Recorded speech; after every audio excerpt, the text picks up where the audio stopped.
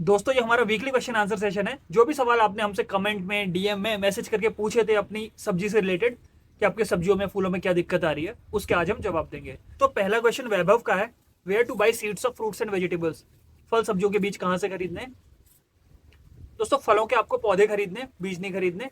फलों के पौधे आप किसी गवर्नमेंट नर्सरी से या फिर किसी, अगर आपके आसपास कोई एग्रीकल्चर यूनिवर्सिटी उनके फार्म से, ऐसी जगहों से खरीदने की कोशिश करेंगे।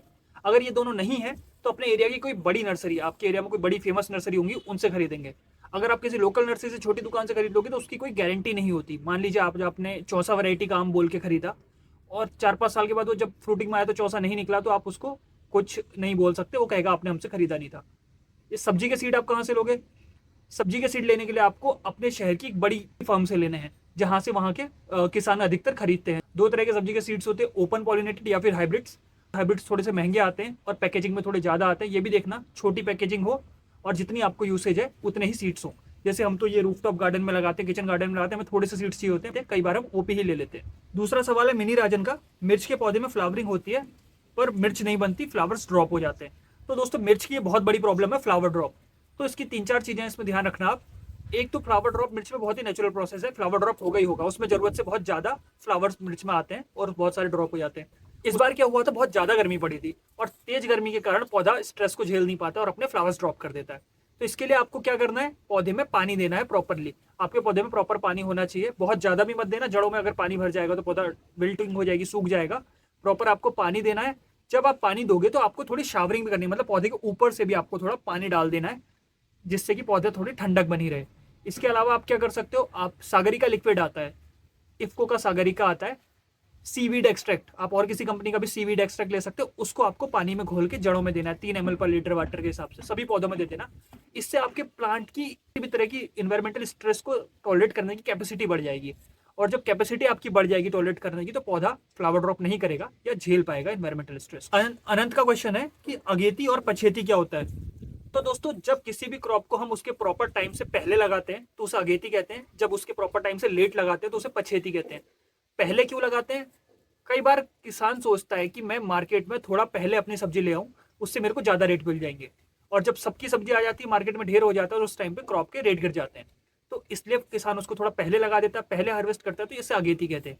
पछेती क्यों लगाता है कोई, तो पछेती लगाने का कारण होता है कि किसान के खेत में पहले से कोई क्रॉप लगी हुई है। मान लीजिए अभी उसका कोई एक क्रॉप लगी हुई है और उसको हार्वेस्ट करके दूसरी लगानी है, तो जब तक ये क्रॉप हार्वेस्ट नहीं होगी तब तक वो दूसरी कैसे लगाएगा, तो लेट हो जाएगी अपने आप। तो लेट क्रॉप को पछेती कहते हैं।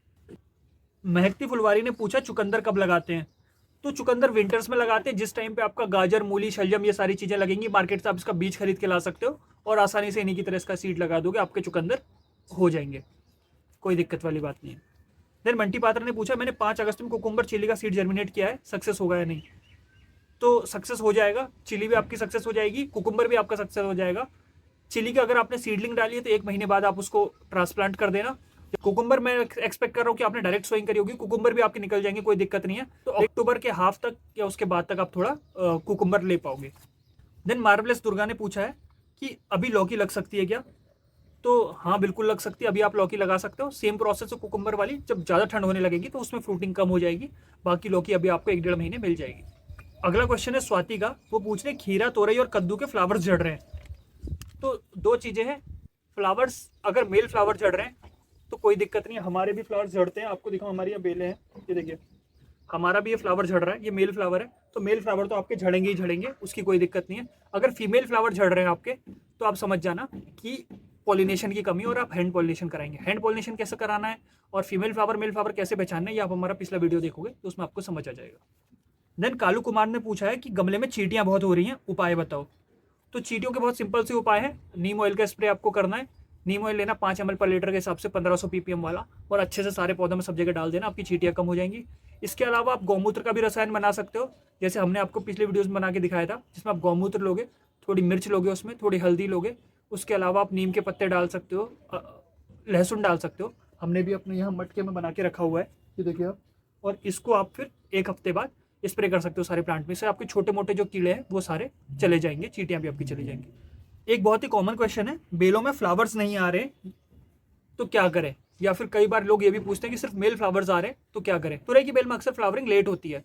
अब जब ओपन पॉलिनेटेड वैरायटीज हम अक्सर खरीद के लाते हैं मार्केट से, तो उसमें पहले पूरा बेल बन जाती है, उसके बाद उसमें फ्लावरिंग शुरू होती है, तो कोई दिक्कत वाली बात नहीं, फ्लावर्स आपके आ जाएंगे। तो फ्लावर में भी पहले आपके मेल फ्लावर आएंगे और फिर फीमेल फ्लावर आएंगे। पहले आपके 7-8-10 मेल फ्लावर आएंगे, देन फीमेल फ्लावर आने शुरू होते हैं। अगर आपको इससे बचना है तो आप 3G कटिंग कर सकते हैं। जब आपका पौधा 3-4 फीट का हो जाए तो उसका टिप काट देना, लेटरल ब्रांचेस निकल आएंगे साइड में, वो लेटरल ब्रांचेस जब 3-4 फीट की हो जाए तो फिर उनके टिप काट देना। इससे जितनी लेटरल ब्रांचेस निकलेंगी उतनी ज़्यादा आपके फीमेल फ्लावर्स निकलेंगे, उतनी ज़्यादा आपकी फ्रूटिंग होगी। तो वैसे डरने घबराने वाली कोई बात नहीं है, आपके फ्लावर्स आ जाएंगे। आप कुछ नहीं भी करोगे तो भी आपके फ्रूटिंग हो जाएगी, बन जाएंगे आपके फ्लावर। तो thank you very much for watching. आज की वीडियो के लिए इतना ही था। अपने सवाल पूछते रहिए, हम आपको जवाब देते रहेंगे। जरूरत पड़ी तो हम एक वीक में 2 भी ऐसे सेशन कर सकते हैं। तो जल्दी मिलते हैं।